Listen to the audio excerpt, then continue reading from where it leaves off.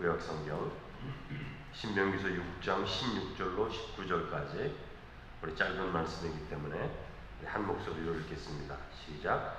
너희가 마사에서 시험한 것 같이 너희의 하나님 여호와를 시험하지 말고 너희의 하나님 여호와께서 너희에게 명하신 명령과 증거와 규례를 삼가 지키며 여호와께서 보시기에 정직하고 선량한 일을 행하라. 그리하면 내가 복을 받고 그 땅에 들어가서 여호와께서 모든 대적을 내 앞에서 쫓아내시겠다고 내 조상들에게 맹세하신 아름다운 땅을 차지하리니 여호와의 말씀과 같으리라.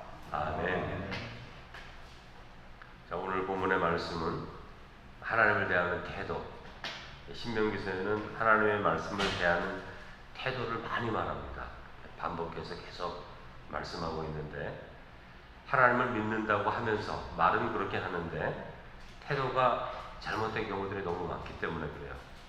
그래서 여러분 10계명, 1계명과 2계명을 주시면서도 이것이 하나님 믿는 태도 아닙니까? 하나님을 믿는다고 하면서 태도가 바르지 않는데 1계명, 2계명은 하나님을 믿는 자의 태도를 말해줍니다. 태도가 뭐죠? 첫째는 나 외에 다른 신들을 두지 말라, 그런 말씀이죠. 그러니까 하나님을 믿으면서도 또 다른 우상도 믿어요.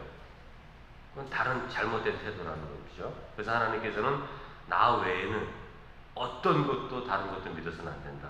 하나님 믿을 때 그렇게 믿어야 잘 믿는 거죠. 그게 온전한 태도입니다. 근데 이스라엘 백성들이 늘 실패한 게 이겁니다. 하나님 믿습니다. 그들은 다른 것도 같이 믿는 거예요. 더불어서. 그게 잘못됐다는 거죠. 하나님 믿고 바알신 믿고, 하나님 믿으면서 점치고, 하나님 믿으면서 운세 보고, 하나님 믿는 거 아니라고 말하는 거예요. 그 태도 자체가 잘못됐다는 거죠. 그러니까 하나님을 나 마음으로 믿어, 그러면서도 다른 신도 같이 믿는 거, 그거 믿는 거 아니라고 말하는 거죠. 그래서 나 외에 다른 것은 어떤 것도 있어서는 안 된다. 그렇게 10계명 제1계명에 말씀해 주시는 거죠. 2계명은 하나님을 믿되 우상을 만들어서는 안 된다. 하나님을 믿으면서 이게 하나님이야 그러면서 우상을 만들어 놓은 이스라엘 백성이 그러지 않았습니까?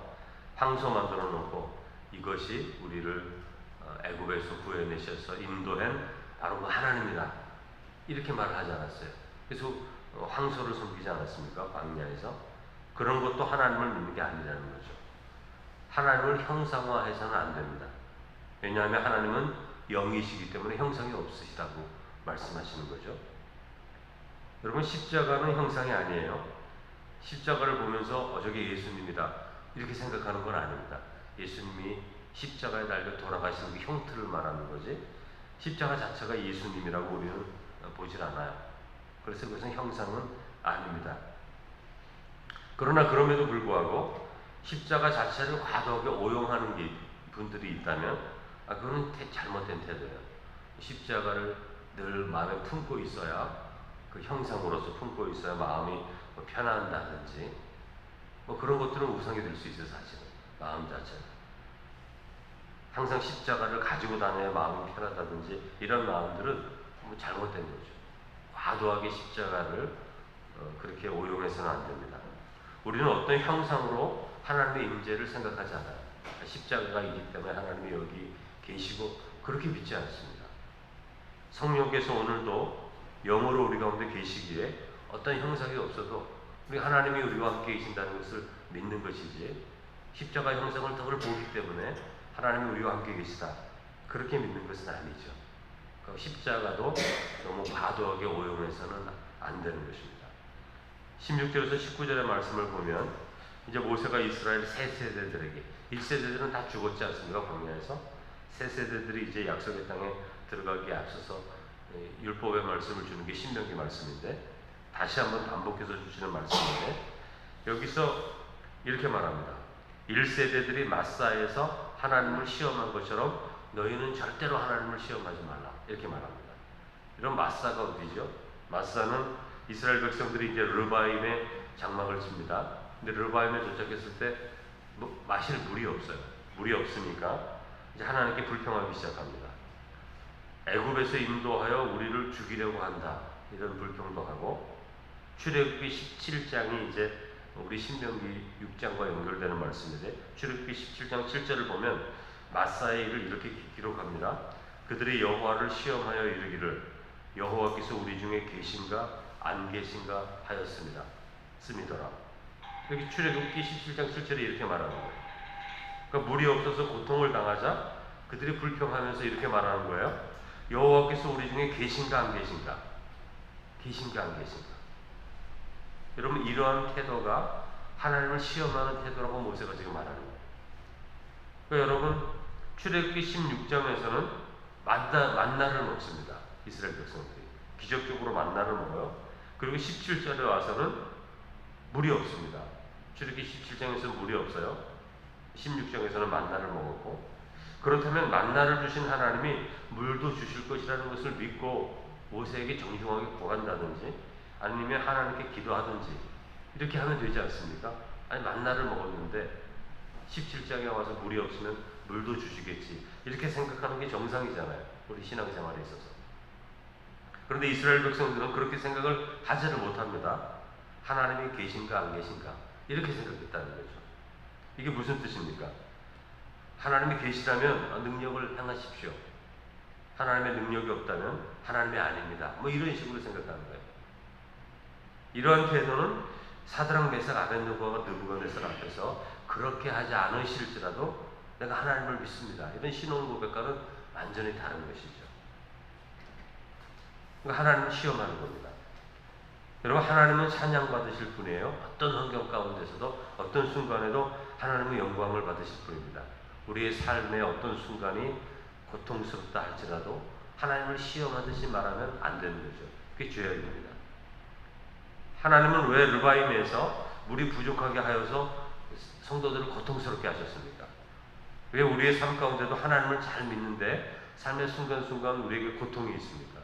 믿음을 시험하시는 거잖아요. 삶의 고통 가운데서 하나님을 진정으로 바라보고 있는가, 이거 시험하시는 거거든요. 만일 이스라엘 백성들이 이 시험에서 하나님께 기쁨을 드렸다면 놀라운 축복을 받았을 게 분명합니다. 그러나 이스라엘 백성들은 불평하죠. 여러분, 우리가 생각해도 불평할 수밖에 없는 순간입니다. 물은 전혀 없고 광야길에서 목이 타들어가고 아이들이 불평을 하고 울겠죠. 뭐 소란스럽겠죠. 불평할 만한 상황이 틀림없어요. 그러나 홍해를 건너지 않았습니까, 여러분? 홍해를 건넜잖아요. 또 만나를 먹었잖아요. 그러면 물이 없다고 하나님이 있느냐 없느냐 이렇게 말하는 것은 죄악된 거죠. 악한 마음이죠. 더러운 마음이죠. 이게 하나님이 시험하는 겁니다. 하나님이 우리의 삶 가운데 은혜를 베푼 날들이 있었잖아요. 그래서 우리가 하나님 믿지 않습니까? 그러면 살다 보면 어려운 일이 있을 때 다윗처럼 과거의 나의 삶을 돌아보면서 하나님 나를 이렇게 구원하셨지, 그때에는 이렇게 나를 질병에서 고쳐주셨지, 우리 아이가 아팠을 때 하나님이 이런 구원을 해주셨지, 이렇게 생각하면 믿음이 생길 텐데 그런 생각을 하지 않고 불평하는 겁니다. 마치 사람 대하듯이. 하나님을 여러분 사람 대하듯 하면 안 됩니다. 큰일 납니다. 사람에게 행한 죄는 용서받을 수 있지만 하나님께 그렇게 함부로 대하면 용서받을 수 없어요. 어떤 죄악들은. 모든 죄악들이 용서받는 것은 아닙니다. 여러분, 성경에 써 있잖아요. 모든 죄가 용서받는 것도 아니고 모든 죄를 그냥 짓는다고 하나님이 회개한다고 용서해 주시지도 않아요. 어떤 죄들은 한도가 있어요. 기한이 있어요. 여러분, 예를 들면 나이아가라 폭포 같은데 뚝 떨어지지 않습니까? 배가 어느 순간에 가면 어느 정도까지 가면요 돌이켜서 헤쳐 나올 수가 없어요. 그 힘 때문에. 거기가 한계입니다. 돌아올 수 있는 길이 있고 돌아올 수 없는 길이 있는데 돌아올 수 없는 길을 넘으면 가룟 유다처럼 회개를 할 수가 없어요. 자기가 그냥 죽는 거지 회개를 할 수가 없다고요. 그 한계가 분명히 있습니다. 거기를 자꾸 넘어가는 거죠, 이스라엘 백성들이. 17절로 19절까지는 하나님을 믿는 태도를 말씀해 주시는데, 17절은 명하신 명령과 증거와 규례를 삼가 지키고 조심스럽게 지키고, 18절 여호와께서 보시기에 정직하고 선량한 일을 행하라, 이렇게 모세가 권면하는 겁니다. 여러분, 삶이 힘들고 어려워도 기억해야 되는 것이 있어요. 어떤 순간에도 하나님이 말씀하신 말씀을 삼가 지키는 것입니다. 그리고 말씀을 지키는 이유는 하나님의 신실하심을 믿기 때문에 그래요. 하나님의 신실하신 분임을 아는 사람들은 불평하지 않습니다. 하나님의 말씀을 순종하려고 애를 쓰죠. 그리고 또한 여호와께서 보시기에 정직하고 선량한 일을 행하라 이렇게 말씀하고 있는데 이게 기준이죠. 하나님 보시기에 정직한 삶을 사는 거죠. 내가 좋은 대로가 아닙니다, 여러분. 이 정도 하면 되지 않아? 내가 좋아하는 대로가 아닙니다. 사람들이 좋아하는 대로도 아닙니다, 여러분. 많은 사람들에게 인정받기 위해서도 아닙니다. 하나님이 보시기에 정직하고 선량한 일을 행하라 그렇게 말씀하십니다. 사람들은 대부분 내가 보기에 이 정도 하면 되지 그 정도까지는 하는 것 같아요. 근데 그거 넘어가면 하지도 못하죠. 그러니까 하나님 보시기에 정직하고 선량한 일을 행하는 것까지 나아가기가 쉽지 않은 거죠. 그런데 그것이 믿음의 삶인 것입니다. 여러분, 우리 신앙은 하나님 보시기에 아름다운 삶을 사는 거지 사람들 보기에 그럴듯한 삶을 사는 게 아닙니다. 그럴 때 그러한 삶이 사람들의 관계 속에서 열매를 맺게 되는 거예요. 하나님 앞에서 옳은 삶이 여러분 힘이 있고 열매를 얻게 됩니다.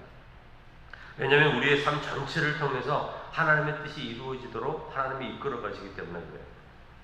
따라서 힘들고 어려운 삶의 순간에도 항상 기억할 게 있어요.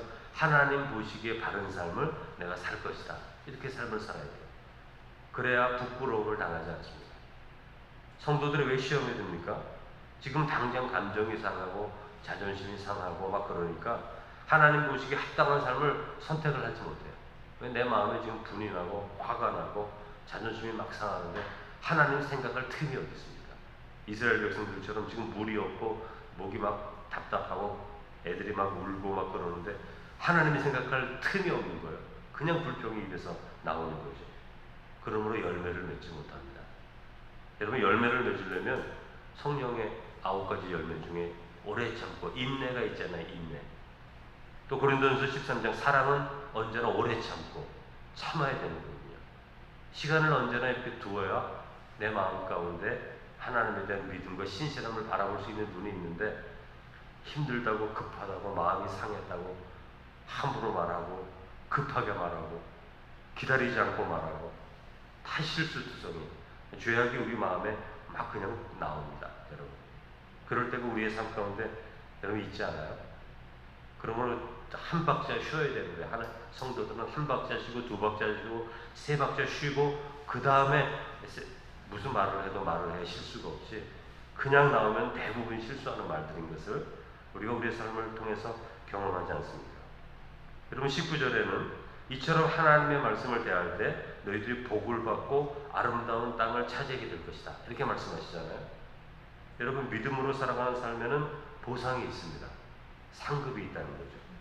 그러니까 하나님께 영광을 돌리는 삶에는 하나님이 베푸시는 복이 있는데 복을 주시고 약속의 땅에서 대적들을 쫓아내게 될 것이다. 이렇게 약속을 하죠. 여러분, 이 말이 얼마나 중요한지 몰라요? 이 말씀이 이스라엘 백성에게 이루어지지 않습니다. 왜냐하면 이 말씀을 지키지 않으니까. 그래서 사사시대가 오는 거예요. 사사시대는 어떤 시대죠? 약속의 땅에 들어가서 너희들 번성하고 번영하라 그렇게 말씀했는데 약속의 땅에 들어가서 약속의 땅에 있는 그 백성들을 쫓아내지 못하니까 그 백성들이 오히려 이스라엘 백성들을 꽉 잡고 지배하는 거죠. 맨날 고통을 당하지 않습니까? 약속의 땅에 들어가서 대적을 쫓기 위해서는 정복 전쟁을 해야 되는데 그 전쟁이 오랜 시간 걸립니다. 근데 이 전쟁에서 승리하는 기준이 하나님의 말씀을 지키고 하나님 보시기에 정직하고 선량한 삶을 살면 너희들이 이 모든 대적을 쫓아낼 것이고 땅을 차지하게 될 것이다. 오늘 이렇게 말씀하시는데 이 말씀이 이스라엘 백성들에게 이루어지질 않아요. 그렇게 살지 않으니까.